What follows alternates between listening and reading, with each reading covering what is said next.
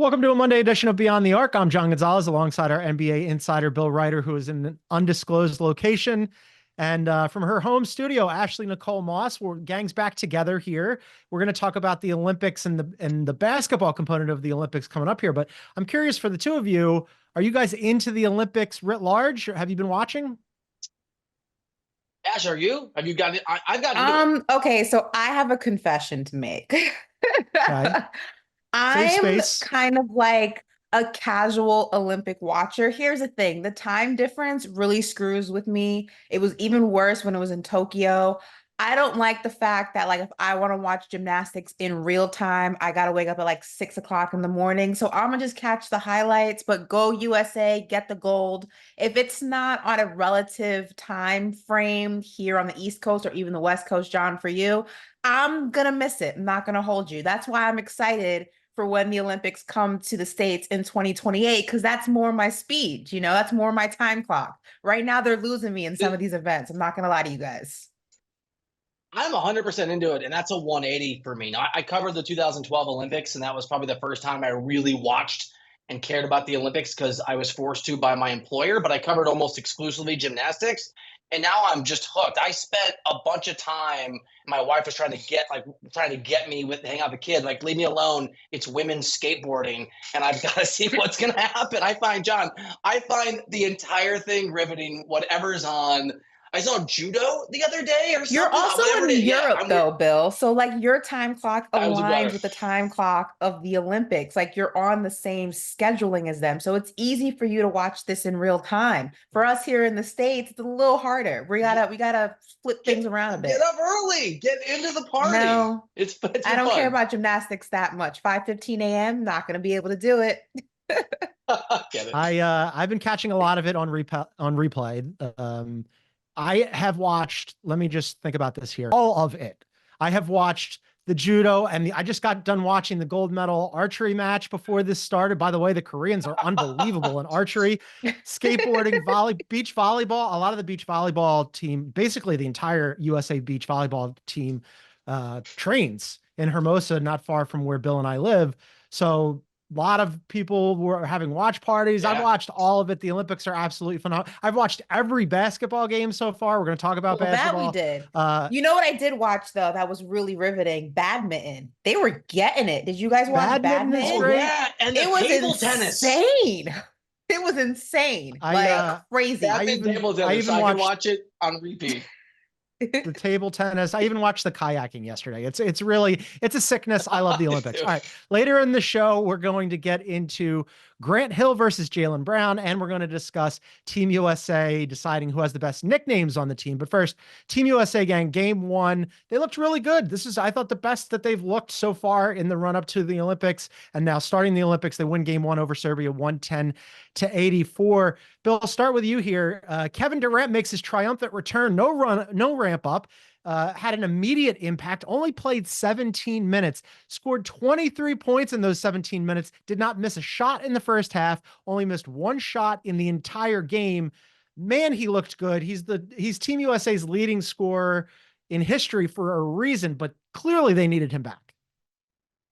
Yeah, what an amazing catalyst of energy and scoring he was. And I know you both watched it, just to see him the shots that he took, look, he almost had an immaculate game. That in and of itself would have been incredible had he been able to hit that final shot. But the shots he took were difficult shots. And they had that moment where he got kind of – because I like how physical FIBA basketball is. I'm really enjoying this style of basketball. And Durant took a little bit of a tumble, was on the receiving end of some of that physicality, and he just got right up. I think he did the LeBron flex there and then just started hitting shot after shot after shot. I'm with you, John. Whole team looks great. Love to see fewer turnovers, but I'm being picky in a big win against Serbia. And LeBron was amazing. But when LeBron plays great and Durant plays literally almost a perfect basketball game, I'm not sure. In fact, I am sure there is not a team on earth that can beat USA when that's going on. Yeah, I mean, between LeBron and KD in, the game against Serbia, they've kind of the two oldest players are holding down the fort for Team USA. They're the best assets we have thus far. But going back to Kevin Durant, I think that this was just a great game for him for a multitude of reasons. I think one of them being is like, I think sometimes people get caught up in the drama that is KD, you know, him on Twitter, and the disaster that is the Phoenix Suns, the disaster that has been the Phoenix Suns, that will continue to be the Phoenix Suns. We'll talk about that later on the podcast in the next few weeks, I'm sure. The Brooklyn Nets saga, everything that has kind of transpired since the Golden State Warriors era where he won those 2 championships. It's very easy for people to kind of ignore the greatness of Kevin Durant and really focus on all the things that have kind of gone wrong in his career, right? And I put that in air quotes because he's still my favorite basketball player with Steph Curry. I think he will go down. I know he'll go down as one of the best players to ever play the game, one of the most prolific scorers we have ever seen. But I think it's very easy for people to hate Kevin Durant. And I like games like this. I love games like this as a KD fan, as a basketball fan, because it just reminds you that all of this, the chaos and everything that may have gone on and will continue to go on in his career, he's still one of the best to ever do it. And that was the game that reminded everyone, like, don't ever count out Kevin Durant. It was beautiful to watch. Including me, because awesome. I've been guilty sometimes of doing that. It's a great point, Sarge. I've been guilty of sort of remembering the bad stuff, and it was nice to see that Kevin Durant play and enjoy his basketball. That was sensational and sensationally important. Yeah, I mean, and Serbia started off pretty well, like they did in that in the the run-up game, where that first quarter in the run-up game they were even, and then the Team USA pulled away. And in this first game of the Olympics, same thing happened where Serbia got out to a good start, and then all of a sudden KD came in and just absolutely took over and dominated the game, and then that was a wrap for Serbia and Team USA. I also thought it was interesting. We had talked about LeBron too. Bill and I talked about it on last week's show, where we're like, he's still the best player on this team, right? And we were kind of like deciding, who's the alpha dog of this team. It's clearly LeBron. He came into Team USA in the Olympics where he decided, I'm 39, sure, yeah, but this is my team. I'm still the best player in the world. Yeah. I'm going to show you, and I'm going to lead this team. And like, point forward, LeBron has been awesome. I mean, he has marshaled this entire squad and been like, you watch him like doing the stage direction stuff where he's moving guys around on the floor and passing the ball and basically acing out Embiid, which we'll get to in a second. But like, he's decided this is how we're going to play, and he's been very good at it. No, it's been great. And my dad's not like a diehard LeBron fan. He's more of like a Kobe guy, a Michael Jordan guy. But he even said, like, watching LeBron, specifically how he's been in the exhibition games and game 1, of the Olympics against Serbia, you can't help but relish and appreciate not only his physicality, but his conditioning. The fact that he is doing these things at 39 years old is mind-blowing. I mean, he recreated essentially the D-Wade LeBron dunk photo where he's like in the air with the ball behind him, except the guy behind him wasn't his teammate. It was a poor Serbian player who wishes he was not in that photo. But I mean, seeing it and just watching it, it's a very real possibility. And I know that Bryce was on IG Live joking with somebody who commented, like, are you going to play with your dad? And he's like, no way. My dad's going to be 42, 43 years old. I don't know. Watching LeBron in the Olympics, it doesn't seem that far-fetched of an idea that he could possibly play with Bryce as well. He's that good. John, I love the point you made about sort of LeBron taking over and marshaling. I know this maybe is a stretch, but that game against Serbia felt like a microcosm of his first season back in Cleveland. If you remember, Cleveland got off to a slow start. LeBron wasn't the point guard. And then it was late in the season. They were under 500. That was that David Blatt team. And LeBron said in January, to hell with it. I'm going to play point guard. I'm going to play point forward. I'm going to take over. I know this is one game and they were down to Serbia for, in retrospect, what felt like 30 seconds. But it was the same impact to what you just said. I love that. LeBron sort of gave his guys a little bit of space, looked around and said, to hell with this. I'm taking over. I'm going to be the guy that sort of makes the decisions. And the result is the same, a total turnaround in one game versus a season. But it's that LeBron effect. My God, is it almost 10 years later, even at 39? Yeah, the summer of LeBron continues. We're going to continue the LeBron conversation on the other side, talk about how good he's been. And then also we need to discuss Steve Kerr deciding to shelf Jayson Tatum and Joel Embiid just being not good in the Olympics so far. It's not his format, gang, but we'll get into that on the other side. You're watching Beyond the Arc on CBS Sports Network.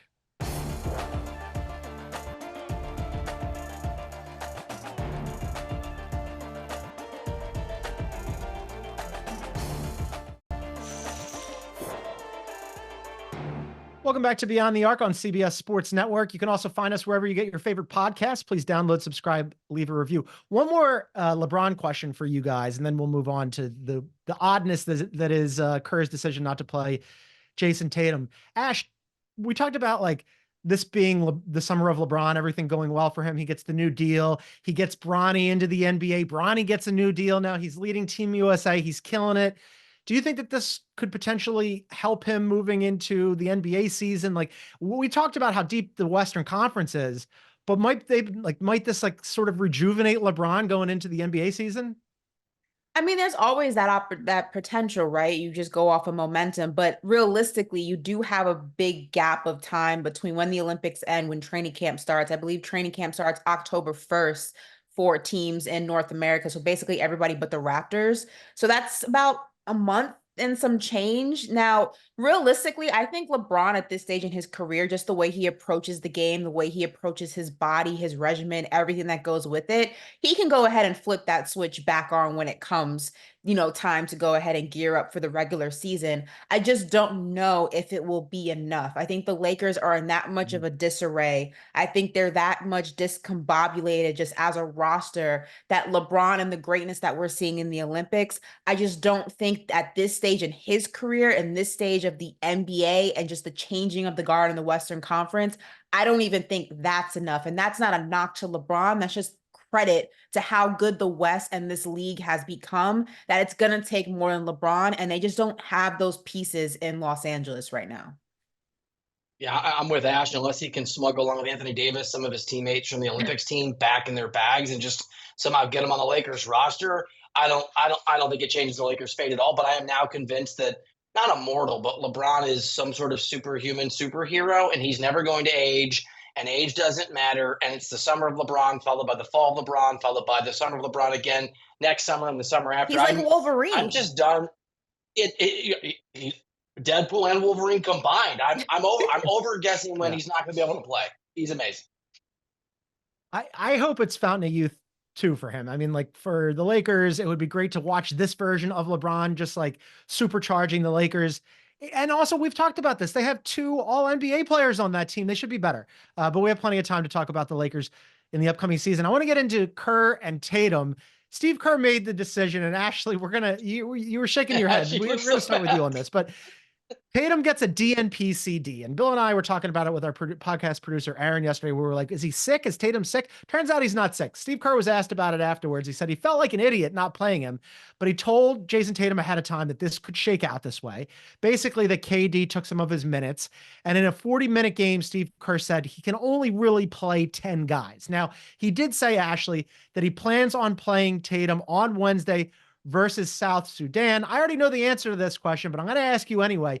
Did Steve Kerr make the right decision by putting the only first team All-NBA player on the Team USA squad, Jayson Tatum, on the bench and not playing him in the first game?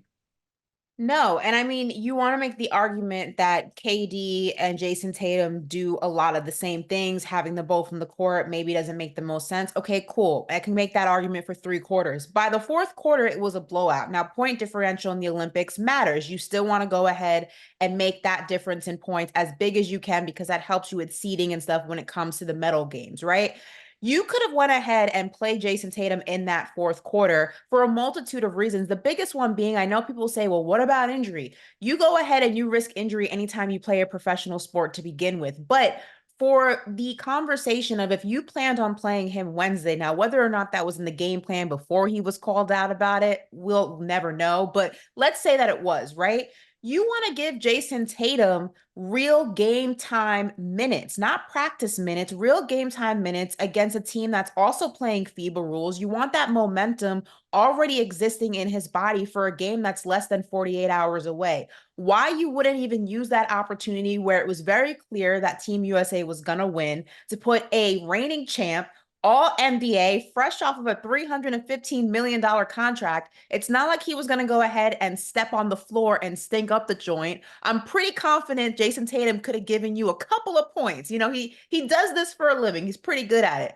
I just don't understand why you had Joel Embiid in the game throughout a multitude of moments in the game, stinking up the joint, but Jayson Tatum couldn't get. Minutes.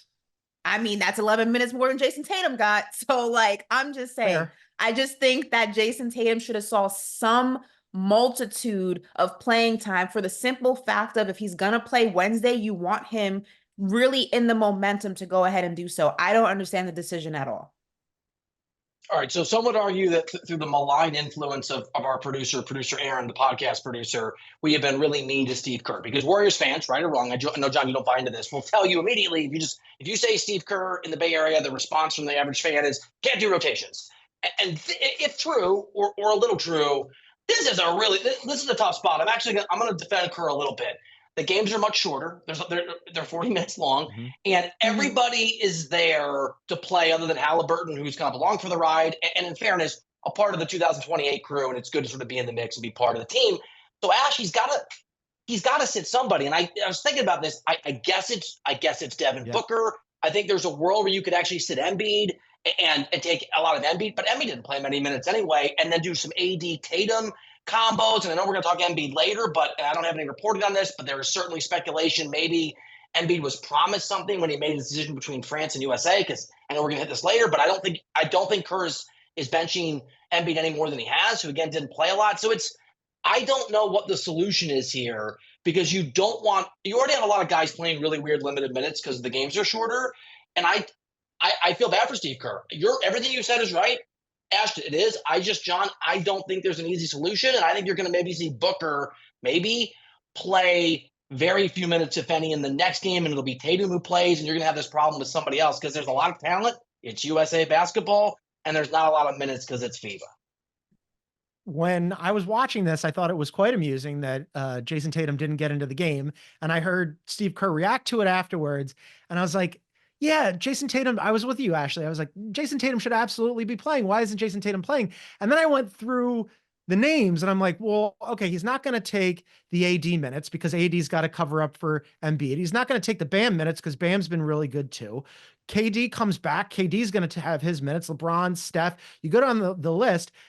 Derek White and Drew Holiday are their two main point of attack defenders. They're not going to take those guys off the floor. You're basically left with exactly what Bill just said, Ant and Booker.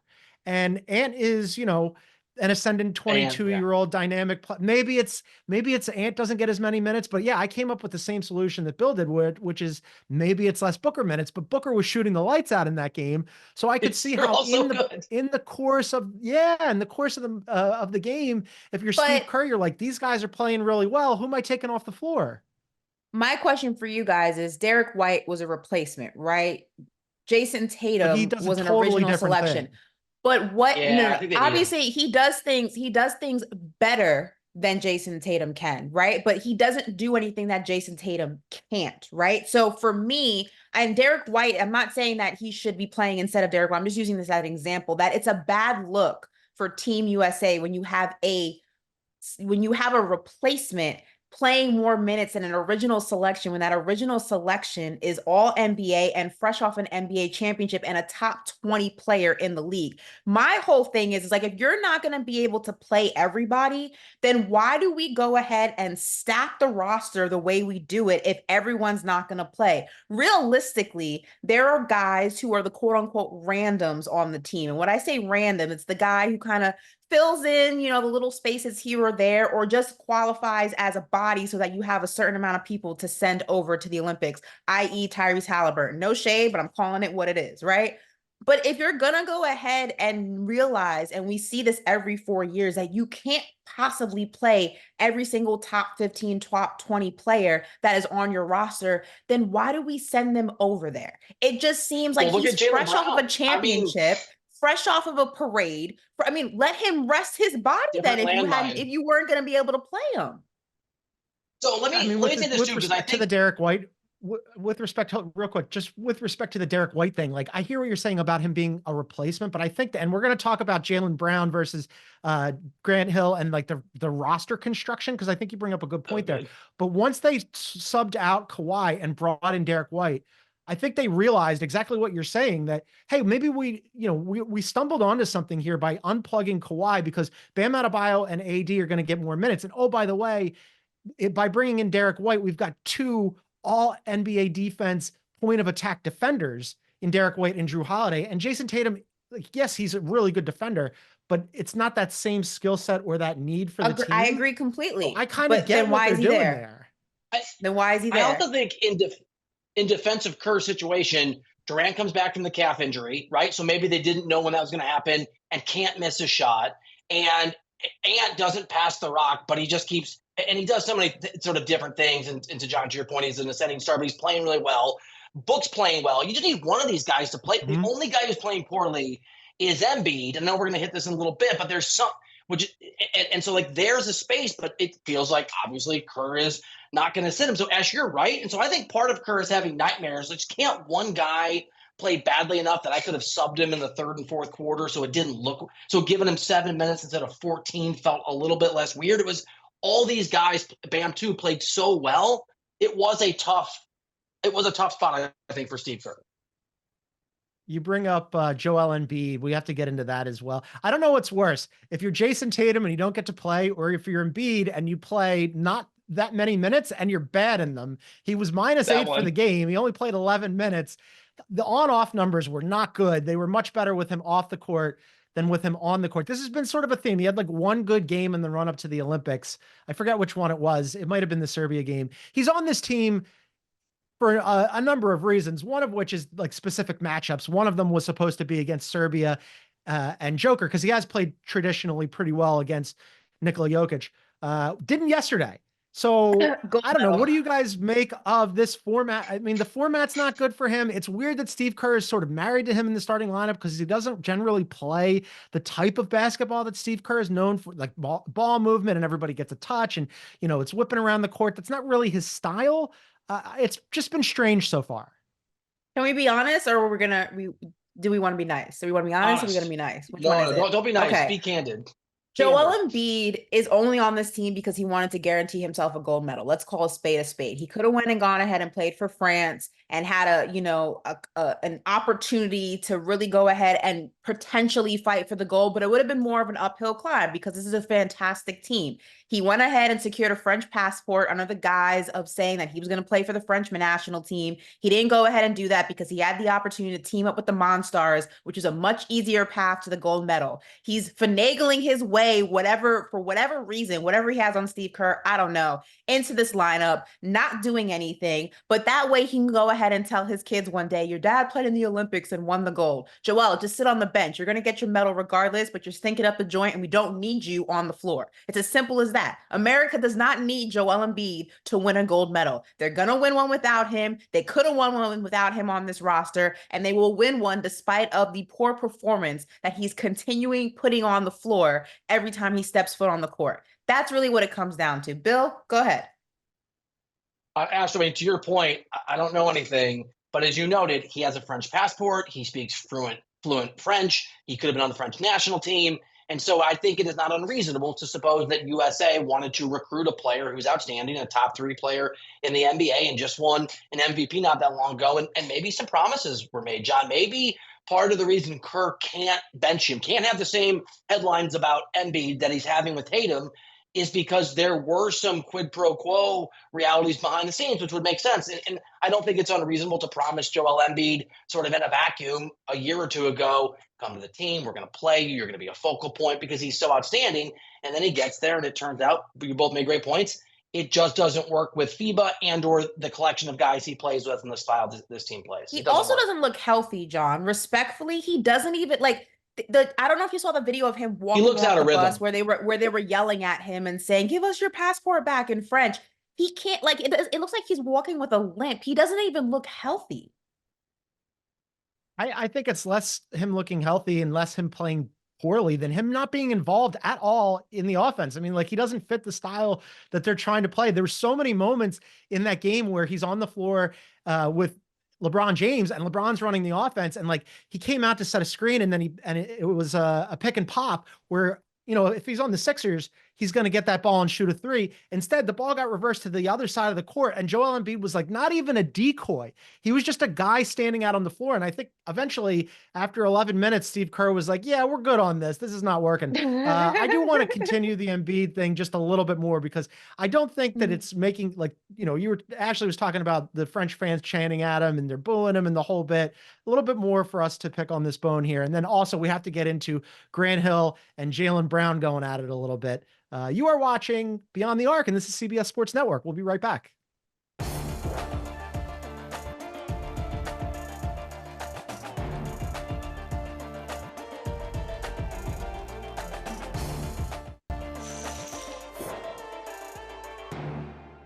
Welcome back to Beyond the Arc. John, Ashley, and Bill hanging out on a Monday. I just want to put a bow on this Embiid thing. We were talking about this during the break, and Ashley was saying that, hey, he's going to win his gold medal anyway. What's the big deal? They might as well Halliburton and put him in mothballs. He gets booed by the French fans every time he touches the ball. It was, as Ashley mentioned, they were yelling at him, Bill, to surrender his French passport. The Olympics is a different thing than the NBA. Everybody knows that Joel Embiid is a very good player, and they're playing a much different style of basketball on Team USA than he's accustomed to playing with the Sixers. However, I don't think this summer is going very well for him. It's the summer of LeBron. It is not the summer of Embiid. Do you think, like, reputationally, image-wise, he's taking a little hit here?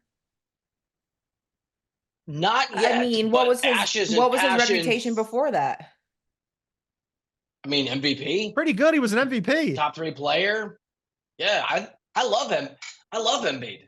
I mean, just as a neutral, right? As a I love Embiid. No, I like Embiid when he's Embiid. I don't like Embiid when he's whiny Embiid. And I feel like he's Dr. Jekyll, Mr. Hyde sometimes. I like him when he's just out there. You don't like him. Ash, it's so clear. I say this when Embiid's healthy and he's really just playing basketball and he's not doing all the theatrics. He's not always flopping to the floor or crying about being MVP or not being MVP or whatever. I don't dislike Joel Embiid. I don't like his antics sometimes. And I think his antics can take away from what a great talent he is. I'm going to put the injuries aside because sometimes you can't help that. But I do think his antics sometimes take away from, appreciating his greatness, kind of like it does with Draymond Green. I think that Draymond does a lot of things exceptionally well on the floor as a basketball player. But I think sometimes his antics kind of murk those waters a little bit. But when we go talk about Joel Embiid, I don't see why Steve Kerr wouldn't be able to justify not playing Joel Embiid after what you saw in the game against Serbia. It simply is not a fit. Like, why would you continue to force it if it doesn't work? Like, people's eyes can see it does not work. So it's a good, we're going to see, because he's got, again, there's not enough minutes to go around. So there is going to be tough choices one way or another. John, to your question about whether it hurts his reputation, it's really interesting because my first instinct was no. But as Ash was making that point, it actually occurred to me the whining is there. I've just never cared because he's so dynamic. But if he doesn't play well at the Olympics, and then that dovetails right into him not succeeding in Philly with Paul George there now, I do think we could look back and this could be a turning point where people like me went from being like, oh, Embiid's great, to being more in Ash's camp, where we sort of see his personality in a different light because he's not living up to expectations. Yeah, he's got a big season coming up. A lot of pressure on him. Bill, you mentioned tough decisions have to be made. There were tough decisions made on Team USA earlier when Kawhi Leonard left. They had to replace him. As we know, they went with Derek White. Jaylen Brown was not thrilled about this. Evidently, it got back to Grant Hill, who helped construct the roster along with Jerry Colangelo. So Grant Hill went on Dan Patrick's show recently, and he said, hey, they realized, I talked about this a little bit earlier in the show, that when they unplugged Kawhi, that they could give more minutes to AD and Bam, and they went, oh, okay, this is interesting. Maybe we do need to go in a different direction with the replacement, which is why they decided to go with Derek White. That way they could double up on point of attack defense. I think it was a smart decision. Jaylen Brown did not. But anyway, Grant Hill talked about this, and here's what he had to say. I think this idea that there's a conspiracy theory. I always love a good conspiracy theory, but it was really truly a basketball decision, and these are tough decisions, but having gone through this with the FIBA competition, you want to find the right balance and the right pieces on the court that we needed. And not to say that he wouldn't have been good. There's a lot of guys. You can go on a list of guys who are very capable and very, very, very qualified. But for where we were, it was the right decision. And Derek White, I think, will help us as we pursue goal. Oh, a conspiracy theory. You know who didn't like that? Jaylen Brown. He tweeted out immediately, Grant Hill calling me a conspiracy theorist. It's disappointing. I've been a VP since I was 21 years old. I have a great understanding. I'm not sure what that has to do with the price of tomatoes, but he tweeted it anyway. Ashley, what do we think here? Whose side are we on? Oh, that's mean. Well, I think going to Jaylen's thing about VP, I think basically what he's alluding to is like he understands the politics that go into constructing these teams and awarding people certain positions and things like that. I think that's what he was alluding to. Like when you're part of, what is it, the PA, you basically have an inside track to like how things actually happen and why things actually happen. So that's what he's saying. Now, I don't know if Grant Hill was necessarily calling him a conspiracy theorist. I think that's maybe, I mean, I guess by byproduct, essentially conspiracy theories are usually from conspiracy theorists. I'm an alien conspiracy theorist, and I'm okay with that. Oh, me too. But I think that two things can be true, right? I do think that Grant Hill, when, his complete explanation of what went into the replacement and constructing the roster and Jayson Tatum being late and Kevin Durant being injured, I think that was a explained basketball answer that you could really, okay, that makes sense, because I was somebody like, well, why didn't Jalen Brunson get the call? When you hear Grant Hill explain it, you understand what went into it with what transpired during camp in Vegas. But to give credit to Jaylen Brown also and not completely dismiss how he feels and what he's saying, I think we can all agree that when we start talking about Team USA and All-Star and All-NBA and NBA 75, there are politics that are involved. There are guys who aren't on certain lists that we all are like, that doesn't make any sense. He should be on that list and vice versa. So I don't think that that's completely inaccurate. Two things can be true. And in this case, I think that they are. All right, a couple things. First of all, he 100% called him a conspiracy theorist, because if I say you're lying, I'm calling you a liar. Well, that's what I'm saying. So, a conspiracy. Yeah. Okay. So he did. I mean, he took it there. And I will say this. I don't think, to use Grant Hill's words, not Jaylen Brown's, that it is an unreasonable conspiracy to theorize about. I mean, the history of Jaylen Brown with Nike is interesting. He's a free agent in terms of his shoes. Yep, he'll wear Nikes, but he'll put the swoosh off, and he's got some. If you go out there, he's got some pretty aggressive comments he's made about Nike, and Nike is a multi-billion-dollar company that, as you noted, I'm in France right now. If you Google, like I do every day, FIBA World Rankings, you know what it comes up as, at least here? Nike's FIBA World Rankings. I mean, they are the sponsor of this event. It is literally theirs in France. They own it. And so if you're Jaylen Brown and you're trying to make sense of why a couple of your teammates you won a championship with are on this roster when you were the finals MVP, and you have this running battle with Nike, and he referenced there are things that'll come out later, which means he certainly had, I'm sure, behind the scenes conversations, probably through his agent, but maybe other people with Nike. I think it's a reasonable thing to speculate about. And since Grant Hill's the one that called it a conspiracy theory and not Jaylen Brown, the conspiracy theory whackery is on Grant Hill. And it sounds to me like somebody trying to paint someone with a brush that is negative instead of answer the question, which, you know what happens, as you know, with aliens, actually, it means they're in on the conspiracy. That's 100% exactly what that means. The inner workings. Absolutely. I agree with you, Bill. It's reasonable. It's a reasonable position for people to wonder about because Nike is incredibly powerful. My takeaway from this is I love this because this internecine Celtics warfare could end up tearing them apart, right? You have Jaylen Brown off on the side. He's obviously very upset that he didn't get picked for Team USA. When Derek White got picked, he tweeted out the eyeball emoji, and now he's in a war with Grant Hill, and Jayson Tatum isn't playing. And oh, by the way, Derek White is playing well, and Jaylen Brown has to watch that from the sideline. This is what finally undoes the Boston Celtics. I'm excited about this. But I also don't think what Jaylen Brown is saying is far-fetched either, because Kyrie Irving had the same sentiments when they asked him, I believe it was somewhere during the playoffs or around that time, maybe after, when they asked him how he felt about it. And he's like, look, there are a lot of things that go on behind the scenes to go ahead and make things like this happen. And, I know why I'm not there. Basically, very loosely interpretation of what he said. But it could be Kyrie. But Kyrie Irving's no different than Jaylen Brown in the sense that he's very outspoken about things that people really don't speak about. He's very anti-Nike. He's had his beef with Nike in the past. He kind of goes against the grain. He marches to the beat of his own drum. Him and Jaylen Brown are very much in the same boat as that, which a lot of people say is the reason Kyrie didn't get that call. I think there's some geopolitical realities with Kyrie Irving that we certainly could get into, but we don't have to. When you're accused of being anti-Semitic, I think it's a harder sell to go and represent your country at the Olympics. Like, fair, not fair, full stop. So I think that's a little bit of a difference. I do want to circle back though. to. I think we already cleared that he's not though. I don't think it's clear for everybody, Ash. I don't think it's clear. And I'll say this: if it were clear for everybody, I think he'd be on the U.S. I think he'd be in France. I think he'd be in Paris. For me, that is probably, and they could use ball handler. But on a lighter note, going back to your Celtics hope, John, and we can circle back to Kyrie too, it can also go the other way. It can just piss them off. Tatum, like, I didn't get my respect. And Jaylen Brown says, I'm going to show all these guys. And Derek White's like, cool, man, I got to go and play. It was great. So you're right. It could, but it could also just, it could be the building block that pushes away the complacency that sometimes comes with the title. And both your teams could be in deep you-know-what as a result. I'll put it out there. I choose to hope, at least, that it will not galvanize them and will instead tear them apart, opening the door for the New York Knicks and the Philadelphia 76ers to contend in the Eastern Conference. We'll see how that goes. On the other side, we're going to do this was kind of fun. Before the Olympics started, the players were polled on the best nicknames on the team, so we'll hear their answers on the other side. This is Beyond the Arc on CBS Sports Network.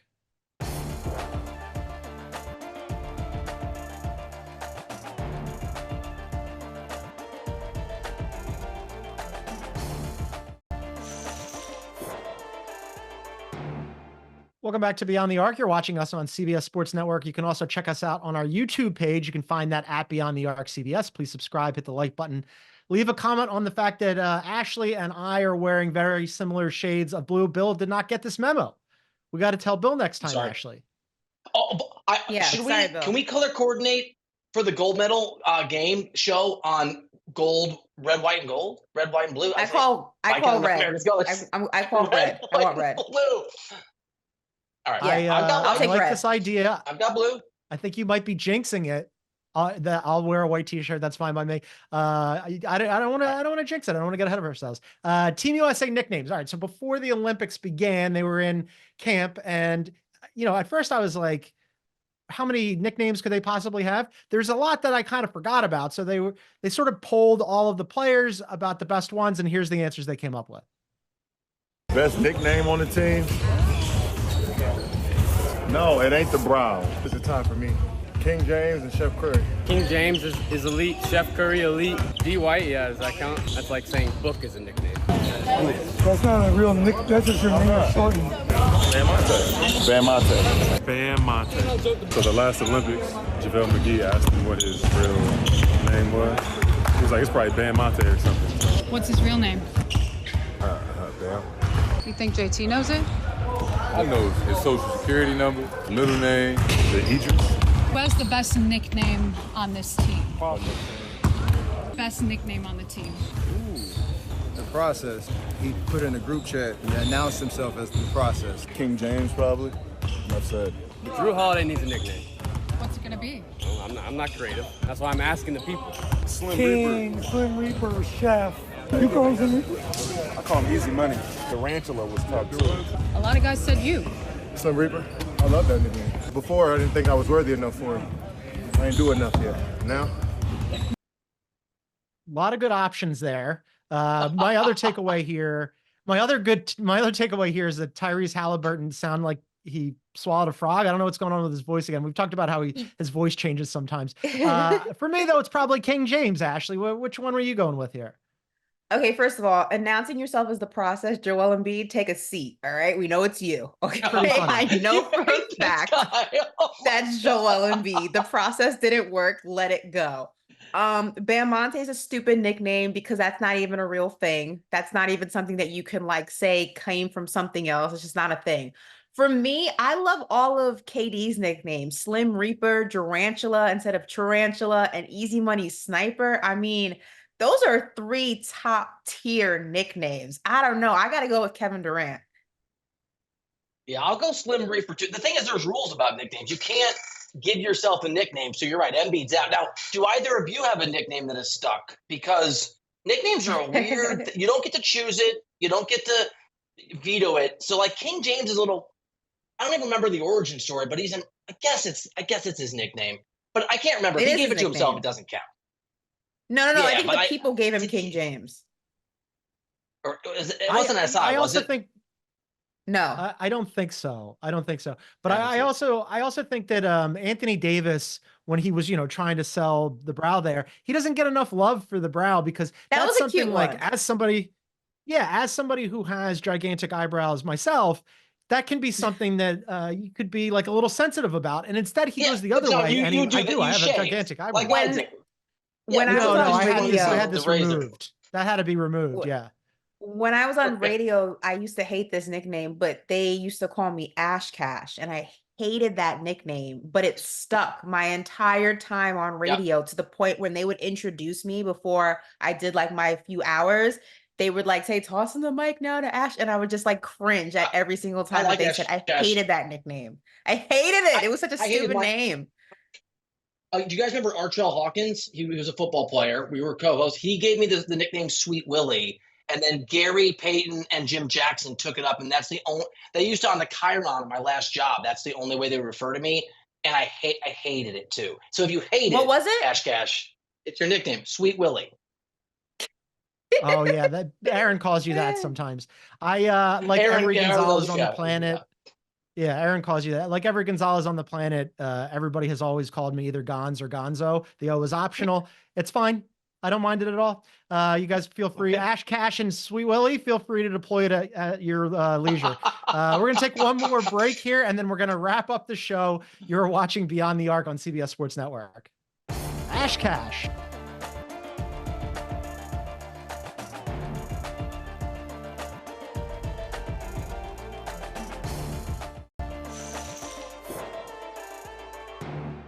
Welcome back to Beyond the Arc. Sweet Willie, Ash Cash, and Gonzo. John Gonzo is up there. That's fantastic. We're wrapping up the show on a Monday. I just wanted to ask you guys about the FIBA rules here. Nicely done by the producers, by the way. The FIBA rules, do we like any of these? Because it is a different vibe. It's a different game. No 3-second violation, no goaltending when the ball's on the rim. You only get 5 fouls. Here's the one that I like the most that I wish that the NBA would adopt. 10-minute quarters. Shorter games equals more enjoyment for me. I love shorter games. I like don't it. necessarily I think it's love- more physical. No, go ahead, Bill. Sorry. I was going to say, I love the FIBA game, and I didn't realize how much I liked it till this time around. I like how physical it is. I like how fast it is. Ash, I'm a fan. Yeah, I like it too. I love the physicality. I think that if we could adopt even a fraction of that physicality in the NBA, I feel like the game would be much better. You can't even sneeze on guys in the National Basketball Association without getting a foul. I'm not a fan of the 3 seconds too much.